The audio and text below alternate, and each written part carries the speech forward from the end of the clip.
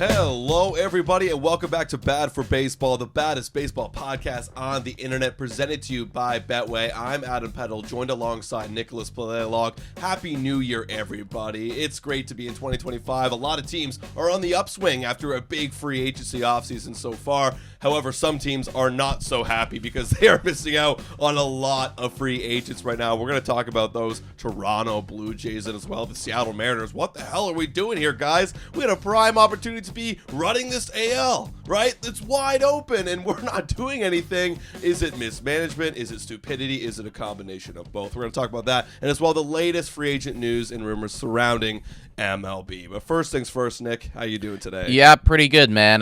We're past the New Year's Eve hangover, and I'm feeling good, man. I'm feeling like this is gonna be a good year of bad for baseball. You know, 2025, people are gonna be looking back at it and being like, "Oh, damn, who are these guys?"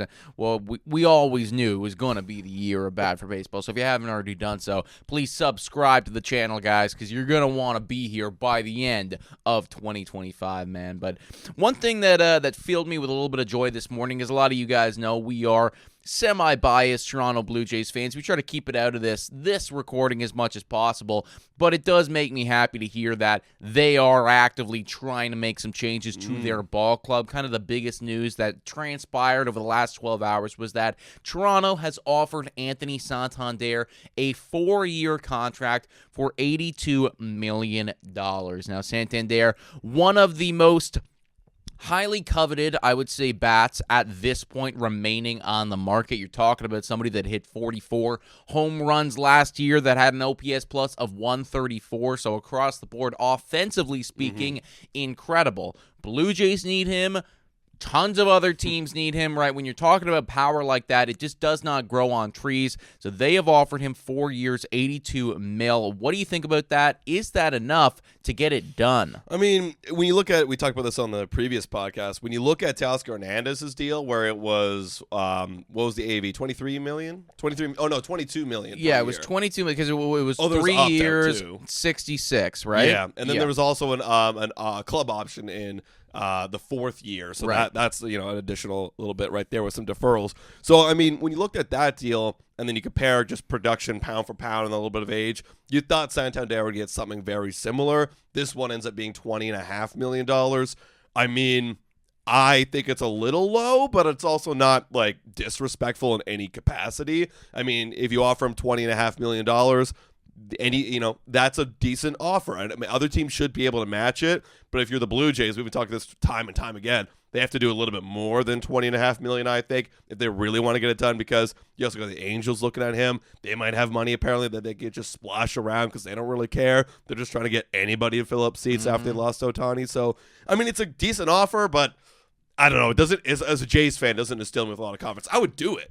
I would do it as a Jays fan. Well, that's the thing, though, right? It's like, I think when your instinctual reaction as a Toronto Blue Jays fan or just a fan of your team in general, unless you're talking about somebody like a Juan Soto or whatever, whenever you hear like these projected contracts and your instinctual reaction is, oh, I would do that in a heartbeat. Exactly. It probably means it's not good enough. Exactly. Because I agree with you. Like, it feels almost a bit too good to be true.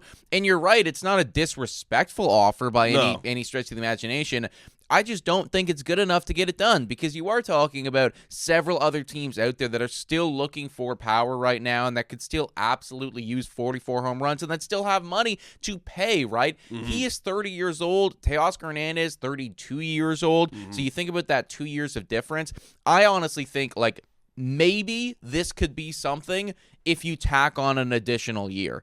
Right? It's like, I think that could warrant having the $20.5 million average annual value if it was a 5-year thing. But when you look at Teo's deal, he's 2 years older. He's got 3 years and then a club option as well. If you're Santander, you're kind of like, I want to cash in now with all the years that I possibly can. If this was a 5-year deal, I think that it would be a lot more competitive. Yeah, it could be 5-year, 100 something, just 100. Give him $100 million for 5 years. Okay, which is it's that's a decent deal for Santander, but for the Jays, I guess you could look at it two ways. When I'm looking at the Toronto Blue Jays right now, it's like, well, do I really want to commit, 5 years to a guy who, he had a big, nice year last year. Like, when will the decline happen? But then you can look at it the other way where it's like, okay, well, does it really matter when the decline happens? Because we are desperate for anybody right now at this point to improve our lineup. So who cares if he declines? Let's just get him on right now and accept the penalty if he does. Listen, man, that's ultimately the thing, right? It's going to cost something to bring these players in. Yeah. We've said that time and time again, and when it gets up to that 5-year mark, when you as a fan start to go, oh, do I really want that? That probably means that it might actually be good enough, right? Because on the flip side of things, when we look at this, we're like, oh, of course, I'll take smash this. it. Exactly. But when you start to waver, it's like, okay, well, maybe that is actually a reasonable offer for them to get it done. You're right. I don't know if I would be happy with that contract 3 years down the line. In fact, I probably wouldn't. But I think that what I'm trying to say is this is a decent offer. It's just it's not going to cross the finish line, I don't think, for these Toronto Blue Jays. I agree. I mean, they're going to have to probably do a little bit more. I mean, let's see if there's any counter offers that come out in the next week or so, because again, we are getting that time where it's decision time now. We got to start building up our rosters now. From a Toronto Blue Jays perspective, and we've been talking about this, of course, does this even improve the team? Obviously it improves the team, but does it get them to that point where, oh, now we can start to buy in again that the Blue Jays are back? They have protection for Guerrero now. They have a guy who can hit home runs. That's always been the problem, but still only one guy in a lineup of, unproven, young, guys who are also declining in age as well. No. It helps for sure. It really does help, but no, this doesn't immediately make me think that the Blue Jays have any capability of winning the American League East.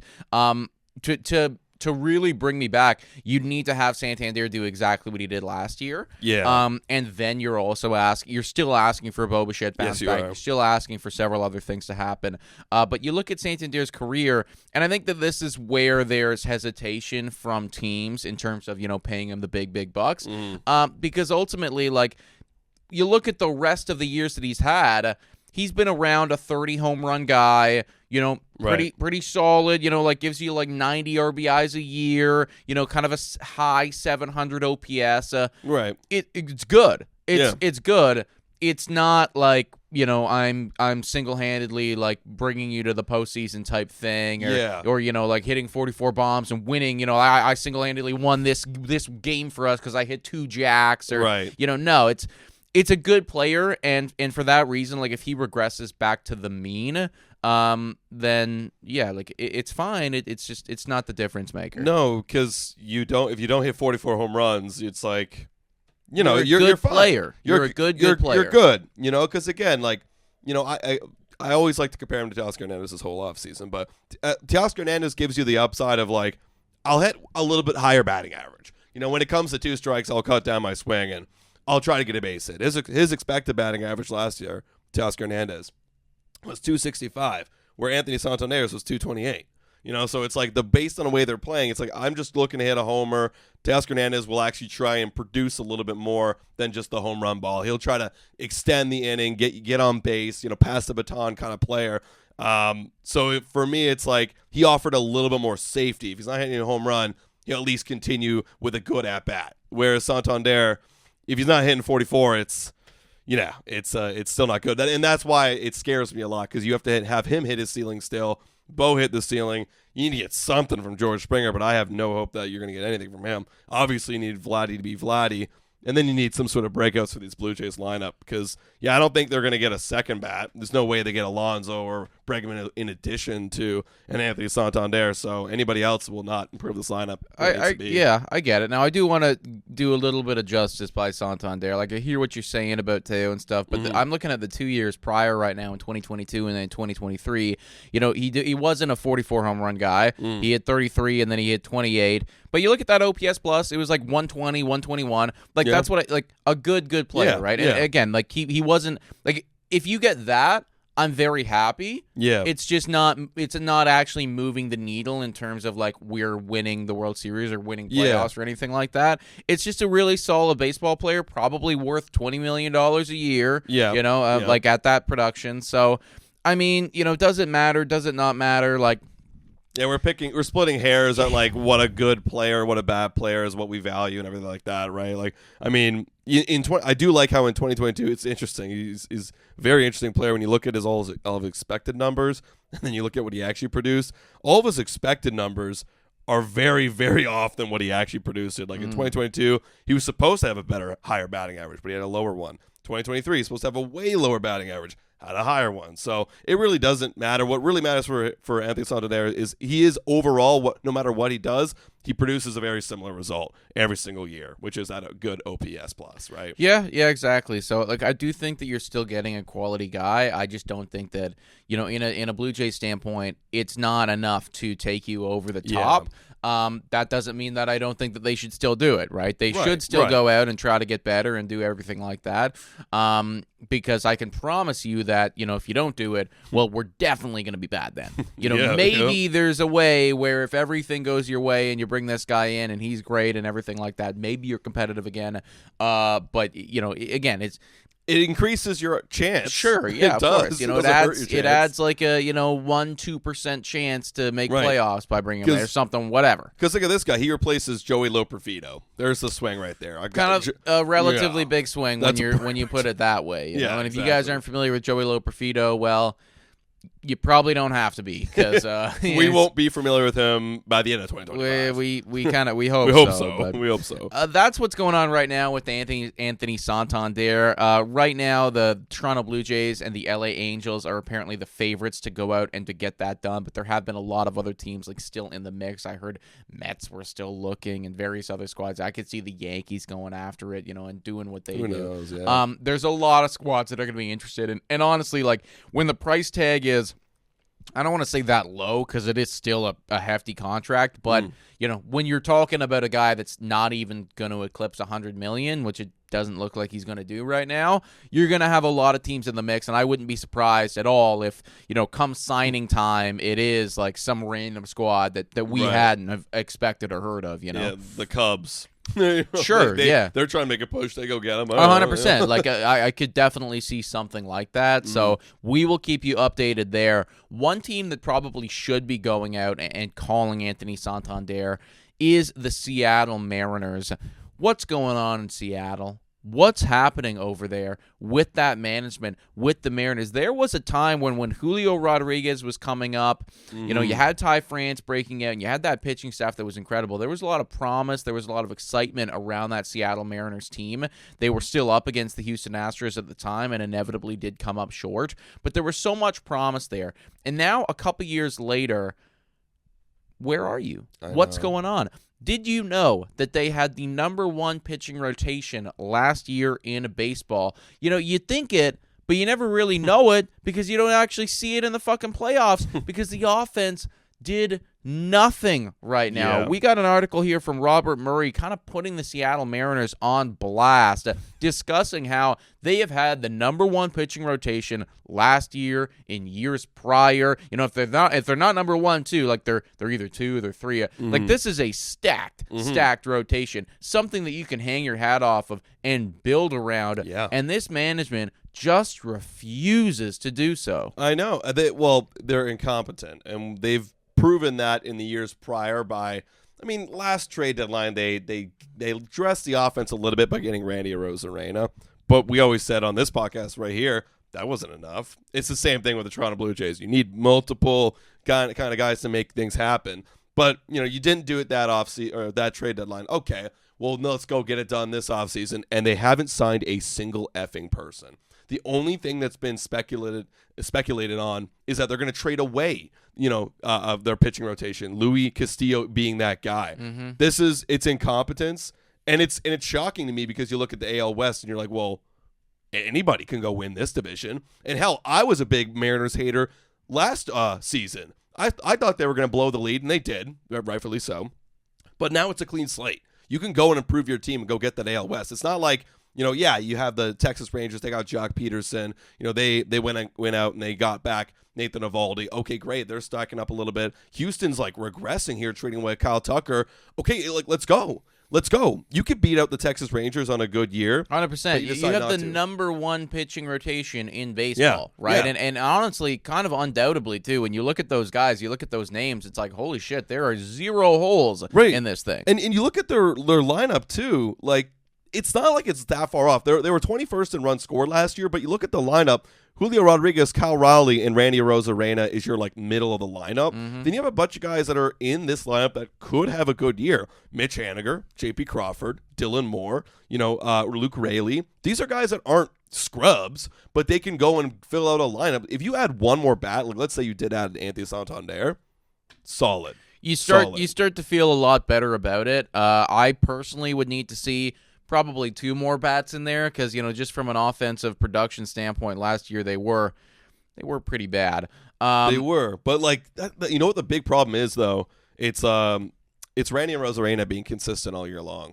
That guy has had the biggest inconsistencies. Him or Julio Rodriguez? Julio Rodriguez. Oh, you said Randy Arozarena. I said Randy. Oh, sorry, my bad. Julio Rodriguez. They need Julio Rodriguez to be him all year long. Yeah, I agree, and that's going to be a big difference for them. I still want to see more, though, in that lineup ultimately because I don't see anybody that's like a massive, massive home run hitter, for instance. Like, I'd love to see a Pete Alonso over there in Seattle. I think that'd make a big, big difference. But, you were saying it was incompetence by this management. I guess, you could definitely put it that way. But, ultimately, I just think it's them being extremely cheap, right? They know what the problem is. Years past, they traded away Eric Swanson for Teoscar Hernandez, trying to bring more offense in. They know what the problem is, right? They went and they brought in Arozarena. They know what the problem is. The problem is the offense.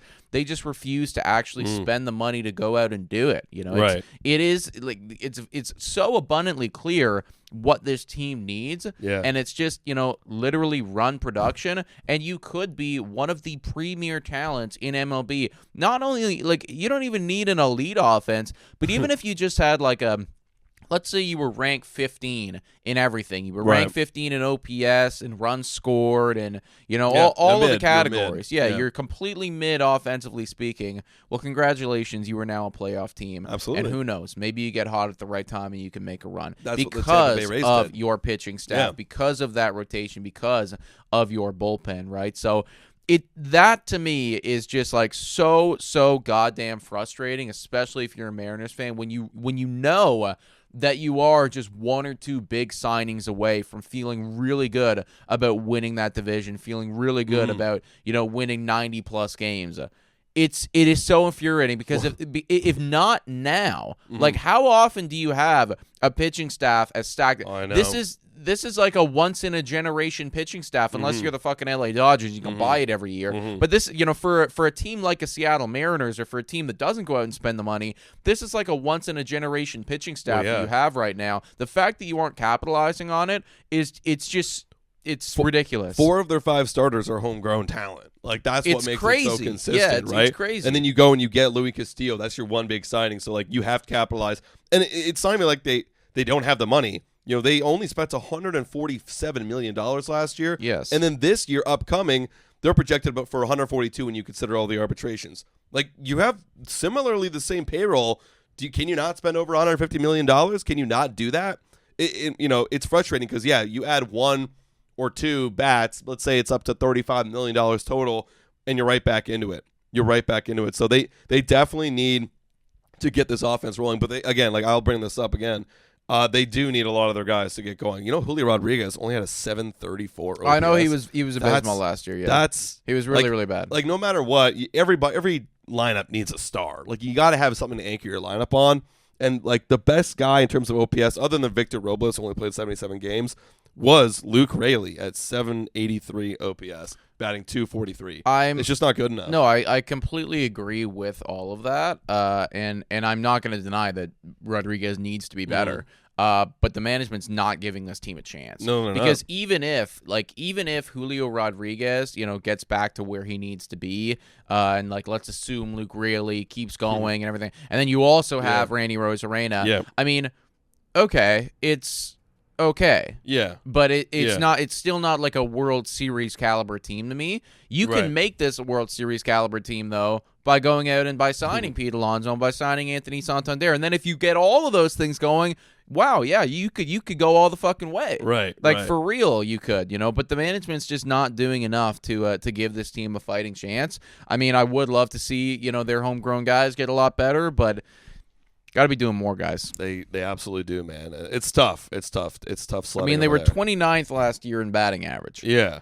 And they strike out a shitload, too. You know what's funny, too? More shitting on them. They thought Teoscar Hernandez and Suarez was the problem with their strikeouts. I know. They were some of their better offensive guys. And actually, and this is something to note about clearly their coaching staff and their hitting, specialists and everything like that. Because Teo and Suarez had some bad years with Seattle. Yeah. They leave there.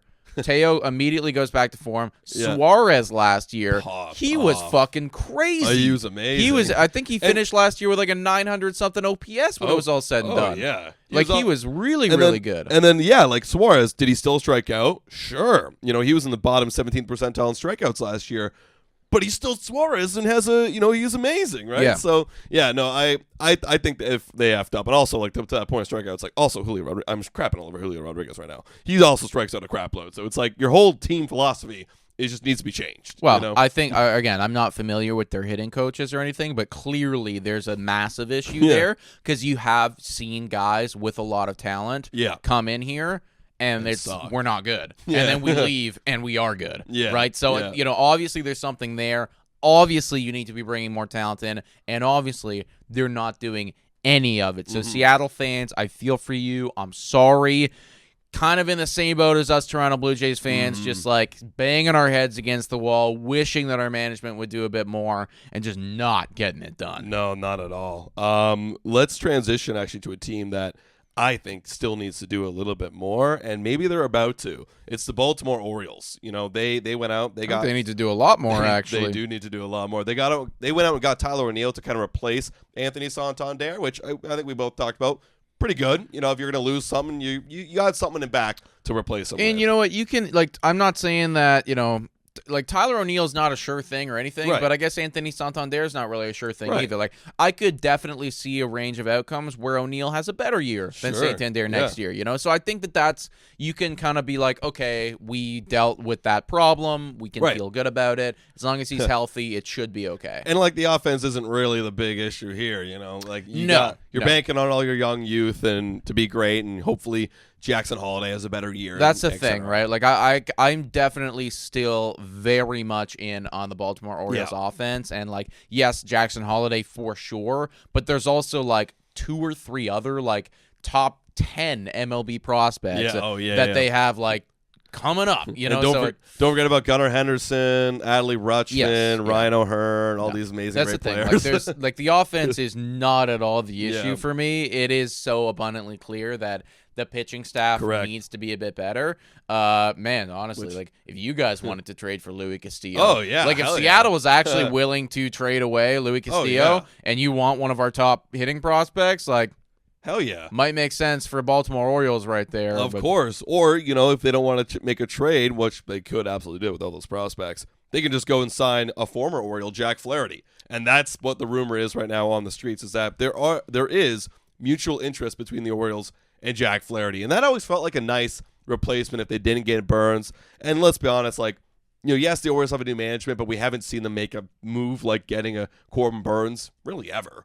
Well, they did trade for him. They did trade. I'm talking about signing. I'm talking about signing. They have never made a move in terms of signing someone to a massive deal like that ever in their history. So it was until you see it, you can't really believe it. But this we can believe. They have brought over Jack Flaherty. That does feel like a guy that's within their budget. And Flaherty's interested to come back too. There's no hard feelings about how they left there. And I think that's a good solid guy to add to rotation, because you still also got in that rotation Eflin's a solid dude. You're not, world beater or superstar, but he's a solid guy. Grayson Rodriguez has that potential to be that guy in that rotation. Dean Kramer has been very good in the past. They did bring in that guy Sugano. Let's see what he's got. And then Trevor Rogers, that's a wild card. But you throw in Jack Flaherty, that's stability there in the top of your lineup. That's your ace coming into the season. Yeah, 100%, right? And ultimately, you're not at a point where, you're going to be making the pitching your strength, and that's okay because your offense is so dominant. And I do project the Baltimore Orioles offense to be, probably a close to a top 5 unit in baseball next absolutely. year, right? So that is going to be like the identity of your ball team. You just need to have a pitching staff that doesn't completely like, sell. Yeah. And ultimately, I do think like there's a chance that right now they could sell.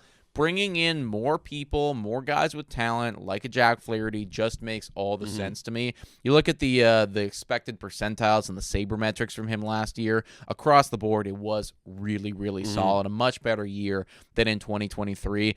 I'm still in on Jack Flaherty, especially with the age, right? When he first showed up to MLB, like this was kind of like one of the new young guns in the sport, right? And everyone was kind of thinking that he was going to be the next ace.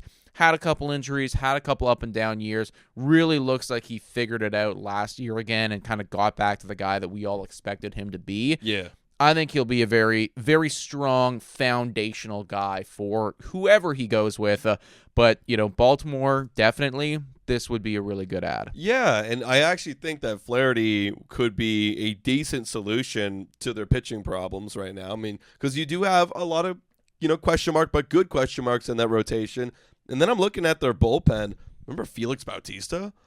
Right? Yes. He didn't play at all last year, but he's going to be coming back. Yainer Cano was phenomenal for them last year. He was great. Sir Anthony Dominguez was a little bit of a breakout dude for them. They got a lot. Gregory Soto's a solid guy. Like, their bullpen's still good. The rotation will be good enough, and that lineup should just carry them a lot. That's the thing. No, right? Again, like I think that we're forgetting a bit about the Orioles just because they haven't made as many moves as some other teams this offseason. But, they're still relying on what's got them to this place to begin with, which is our prospects are better than your prospects. Right. We still have guys coming up and developing. And you know what? I as much as I want to say I don't like what they're doing, I also like what they're doing in a sense because I hope that this front office for them and this management is planning for the future. Because who's going to need contracts? Gunnar Henderson, Adley Rutschman. Obviously it's a long time from now, but Jackson Holiday eventually, right? You're going to have these guys start to mature at some point, and you want to make sure that you do have money in the bank to lock these dudes up. So if that's kind of how they're trying to play this thing and project it and everything like that, I fully understand it. I fully hear you wouldn't want to be in a situation where, Adley Rutschman hits free agency and now he's a fucking New York Yankee, right? Right. That's a guy you got to lock down for his life. That's forever. A Buster Posey That's the level thing, right? kind of guy. That is, him and Henderson, they should be Baltimore Orioles forever, assuming they keep playing well, right? And assuming that they're willing to ship out the money. Yes. We've been down this road, Toronto Blue Jays. Yeah. So I guess I'm thinking that maybe that's the way that they're looking at it a little bit. And if that is the case, then it makes sense. But I do still think that bringing in a Jack Flaherty, that's not going to break the bank, but it will definitely help you out in 2025. Yeah. One little side note on the Orioles, I feel like they got to ship off Kobe Mayo soon, don't they? Kobe Mayo, third baseman, first baseman, number one prospect. It feels like... Does he get reps? Well, who's their third baseman right now? That would be Jordan Westberg. He was phenomenal. He was great year. last He was phenomenal. That's the thing. They just get all these fucking guys breaking out all over the place. Right? And you never thought about Jordan Westberg, and you're like, oh, this guy's pretty fucking good. He broke out last year in his first effing season. And then you had, obviously, first baseman, Jay Killer, Ryan Mountcastle.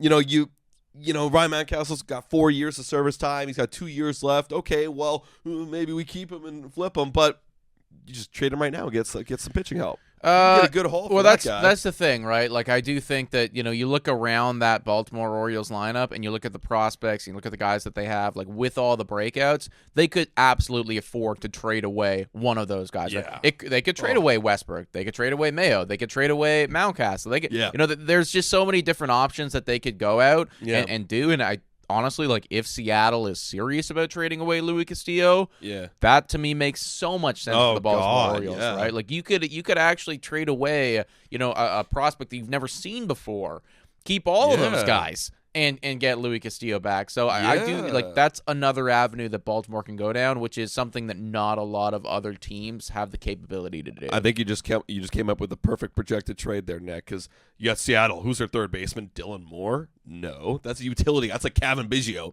That's a nobody right over there. Go trade for Kobe Mayo. Get him in the lineup. For Louis Castillo. Bang, bang. 1 for 1. Maybe you add a little bit more Orioles. Done. Yeah. That's pretty good. I mean, honestly, that's kind of like, you need that, we need this. We need this. Bang. Look at that. We're all helping each other. We're helping the AL East get better here. Seems reasonable in my opinion, but absolutely. You guys do you. Before we transition to the next thing, let's give a quick shout out to the sponsor of this podcast. Shout out to Betway, guys. Best place to make your picks. We got some lines for no more Thursday Night Football, Saturday football, everybody. I've had a love-hate relationship with how NFL decides to kill Thursday Night Football in the last week or two, but I do appreciate having the Saturday games. It feels like just a nice little like mid-Saturday afternoon type thing. Yeah. This one, however, you can probably miss. It's Baltimore up against Cleveland. Baltimore at home. Baltimore is at home, and the lines are just a joke. You got 10 multiplier for the Browns, and then the Ravens is 1.05. So you bet $100, you'll win 5 back if you bet on the Orioles. Ravens money line, and the spread is ridiculous too. You got negative 18.5 for the Ravens, almost 2 times your money. That's ridiculous. I mean, we all know who's going to win this one. What are you thinking? I think you bet $100. You bet $100 and you get your 5 back. Listen, man, if we actually all know who's going to win this one, then it just becomes free money. Right. You know, like, because we always look at it and it's like, oh, well, like the risk isn't worth the reward. Right. And like it probably isn't on the off chance, but there's just no way, right? Like there's actually just no way that they're going to come in here and do this. And this game matters, right? Like the Ravens need to win this for the... So I think from my understanding of things, it's all about seeding, but the Ravens are going to be playing their guys. They are going to be... Okay, that's what I was thinking. Because I think that it's about winning the division. Right. Because I think there's something that goes down where it's like if they win like if they lose and Steelers win, then I think they lose. So I think they have to win this game. So they're going to obviously play their guys until it's a lock. I think that it's just there's no possible way that they lose, and therefore you might as well win $5. Fair enough, guys. So if you guys want to go download the app, all you got to do is scan the QR code here on the screen. Click the link in the details section to join the action. Available in Ontario only. Must be 19 plus. Please play responsibly. What other news we kind of got here? We also got some Pete Alonso updates. Yeah. We were just talking about him on the last podcast. And we were saying, well, he kind of feels like he's destined to be a Met again. Feels like Steve Cohen's going to go out and splash the money and get him back on the team. But apparently, John Heyman came out with this morning talking about the issue that the Mets are having with Pete Alonso. Apparently, the years are not what the Mets want. Obviously, Pete Alonso wants a bit more years. The Mets don't want a bit more years. And that is what's the difference maker right here. Yeah, I get it, man. I mean, he's 30 years old. He's won Rookie of the Year. His lowest amount of home runs he ever hit was 34 this past season, and they're only offering him 3 years, right? And you look over at Anthony Santander, and like I think that we can all agree that Pete Alonso has had a significantly better career up until this point than Anthony Santander 100%. by like a probably at least a tier of difference, a wide margin. And he's getting offered more years than Isn't Alonso. that kind of crazy right? when you think about it? Why are they doing that? Oh, because he's a first baseman. Well, Anthony Santander is an outfielder, and if I'm not mistaken, his defense is shit. Yeah, his defense isn't great is either. Really shit, you know. So I mean, now granted, Santander's average annual value is significantly lower than Alonso, but point being that it's like, you know, if you're Pete Alonso, I would imagine that you're feeling a little bit disrespected by the fact that 3 years, like seriously, after everything that I've done. Especially for this team. Especially for this team. Do you not remember me like single-handedly, like you know, winning us several postseason games and doing that whole thing? Yeah. So I really do like I'm on Pete Alonso's side here. I think that he deserves a lot longer than 3 years. I think that he's frankly a 5-year guy in my opinion. Take him to at least 35. Pay him $30 million a year. I think that he should feel good about that. I think that you as a team feels good about that, and you're hoping that you get a couple more years of 40 home run pop, which I still project is going to be there. I really believe that there's at least 1 or 2 more 40 home run years in him. I could see this guy batting .225 with 40 homers twice at least in the next, you know, like in the next 4 or 5. Yeah, 100%, right? And like that's definitely valuable. So obviously that's the hang up right now. We'll see where, you know, if any other teams come out of the woodwork and are willing to do that. I think that this is a really interesting case study for Vladimir Guerrero Jr. actually, right. Because like, well, let's, let's compare the two guys, right? Guerrero is a lot younger, obviously, 4 years younger, but bad defensively and plays for a space. Right. So, and that seems to be the big thing here with Pete Alonso, which is like, well, he's bad defensively and he plays first base. And we're projecting that as he gets older, the offense is going to start to decline. When you look at their career numbers, the OPSs and everything like that are actually not that dissimilar. So, I mean, I definitely think Guerrero is going to be a different thing because of the age. But it's an interesting case study for sure. And the hits too. I mean, he batted over 300 last year. He did. Kind of forget that. They're different. Though they're different guys, right? Yeah.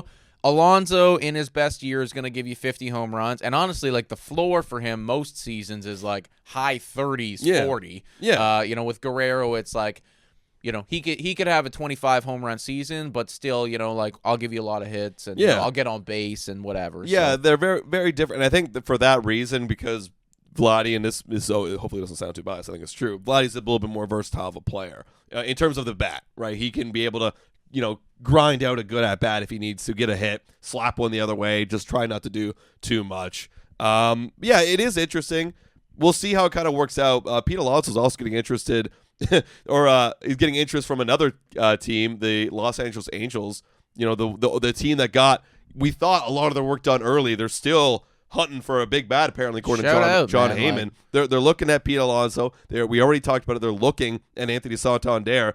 Man, could that be a reality? Why if not? They offer him the right amount of money, why not? Listen, man, for all the criticism that we give to the LA Angels, one thing that you can never say is that the management won't spend. Yeah. The management has been known to go, even though they didn't manage to get Ohtani down, the management has been known to go out there and spend money. Now, typically they give it to the wrong players and they give them too much. Right. But you can never criticize that management for going out and spending money. Bro, I'm actually looking at their lineup right now, and if you added Pete Alonso, hear me out. Okay, that's a pretty good lineup. Taylor Ward leading off. He's a solid dude. Luis Rengifo quietly hit 300 last year. Would never have thought that. Never would. He was quietly pretty good. Mike Trout obviously needs to be healthy. This lineup doesn't. Which God only Mike knows Trout. if that would be the case. Right, and if he's healthy, he's Mike Trout again. Yeah. Then you would add Pete Alonso into the mix. Jorge Soler they traded for. Dude, that's a nice top five. And then you're hoping that you get some bigger bounce backs from guys like, Anthony Rendon. What are you going to get from that guy? Logan Ohape. That was a guy that was once touted. Joe Adell was once highly touted. I mean, that lineup isn't a joke. They got to stay healthy. Well, the lineup's not a joke. Yeah, so what are you going to get from Anthony Rendon? I can promise you are going to get nothing from him. I know. I can promise you that. Isn't it crazy that they haven't projected here batting 8th? That's crazy. That's not crazy, dude. It's crazy because you think about the money that he's getting paid. Yes, the money. Honestly, the money though is the only reason that he's actually even projected in the lineup to begin with. Man. Right. I got his baseball reference page up right here, and holy shit, it's terrible.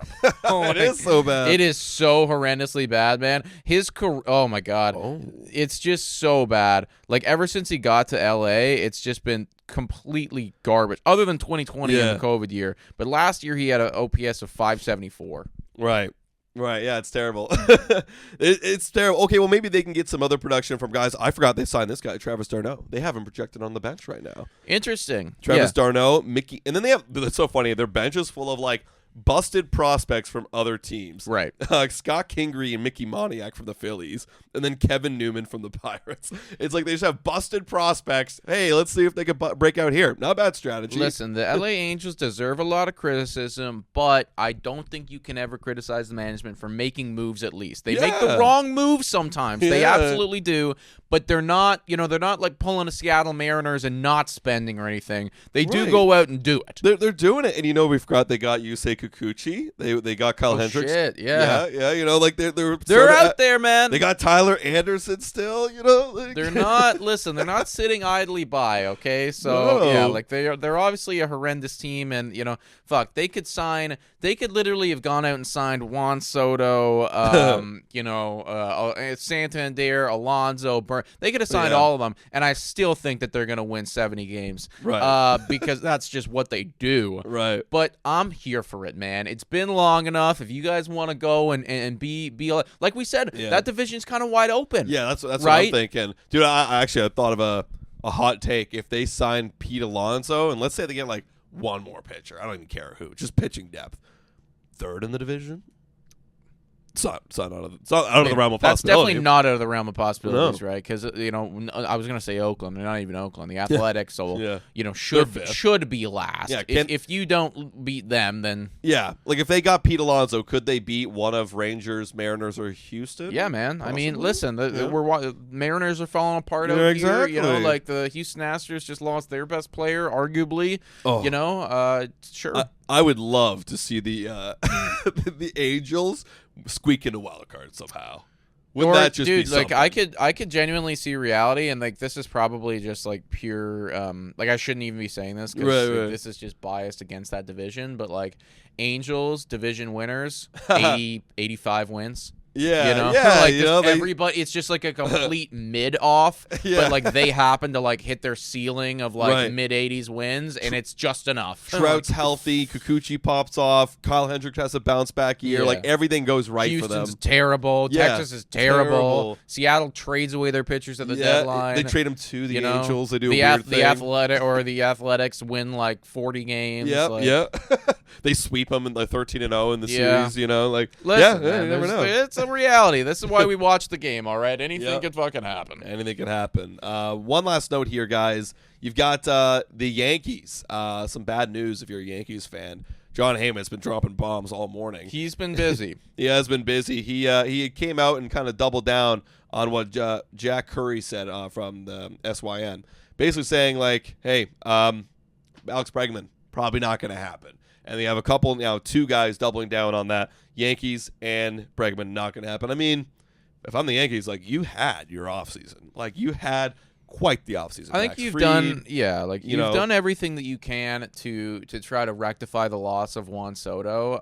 If you want to bring in anyone else at this point, like, go ahead and do that. And I think that obviously Yankee fans would love it. But, you still are a team that went to the World Series. And, yes, you lost best player, second best player, whatever, however you want to put it. You lost a really good player, but you did bring in quite a bit to make up that difference. Bregman would have been a great addition. I don't think that this is going to sink you by not getting him. I wouldn't be shocked if the Yankees go out and still find a way to grab somebody else out there, a Ha-Seong Kim or a whomstever, like I could definitely see them doing that still. Bregman, his situation is just such a strange one because kind of similarly to a Pete Alonso, great career, great. If you could get that again, then you of course I take that. But it just feels like everybody's projecting him to be a lot worse than what he was, and nobody wants to give him the $200 million he's asking for. Yeah, so. And if you're the Yankees, like you're pretty content. Like spending all that money just seems unnecessary. Like you also have